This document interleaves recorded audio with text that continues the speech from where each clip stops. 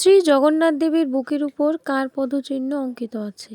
তো আমরা সেটা অনেকেই জানি না।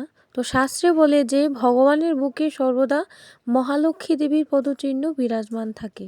সেই সম্বন্ধে স্কন্ধ পুরাণ পুরুষোত্তম মাহাত্ম্যে বর্ণিত আছে যে শ্রীদেবী সর্বদা পুরুষোত্তম ভগবানের বক্ষে অবস্থান করেন এবং তার চরণের চিহ্ন জগন্নাথের শরীরে অনন্তকাল খচিত থাকে।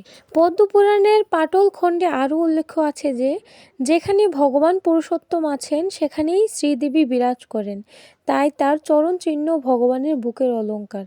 এর গোপন তাৎপর্য হচ্ছে শ্রীমূর্তির বুকে এই চিহ্ন বোঝায় যে ভগবান ভক্তদের অন্ন, ধন, সৌভাগ্য ও শান্তির রক্ষক।